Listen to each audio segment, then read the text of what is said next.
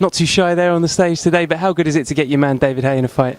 It's very good, you know. It's something that I've been wanting to do for a while now, and I'm happy that we've finally got all the contracts done, and the fight's going to go ahead September 28th. How do you see this fight going? You talked a lot, but it seems underneath the sort of bravado and the brash talk, you actually know what you're getting yourself in for. You know how good a fighter he is. So what are you expecting on the night? I'm expecting an explosive performance from both fighters.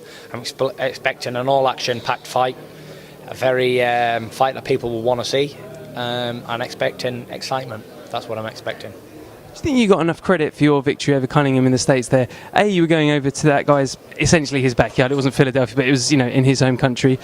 You fought a guy who, as Mick alluded to, was in tremendous shape, and he was fast, he was strong, he was up for it. Yet you came back from a knockdown that other heavyweights maybe not have recovered from, and then you did the job on him. Do you think you didn't get enough credit for that?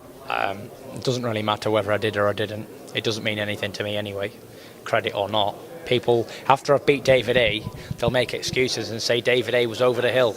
You've heard it here first. When I beat David Haye, they will say David Haye was a finished fighter.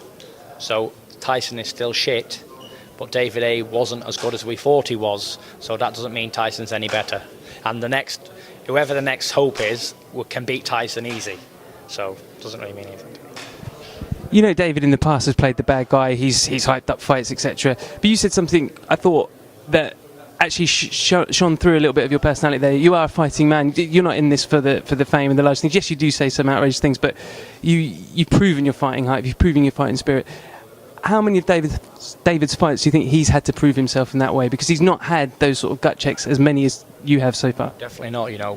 When he had the opportunity to do it early on in his career against Carl Thompson, he didn't do it. He didn't have a rematch after he got beat.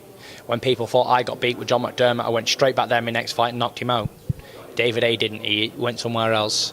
He had his chance to dig deep and put on a show against Vladimir Klitschko, but he didn't. He settled to lose all the way through. He was just trying to survive. He didn't try and win, in my opinion, after a few rounds. That ain't me. I'd have got carried out of there on a stretcher rather than lose like that.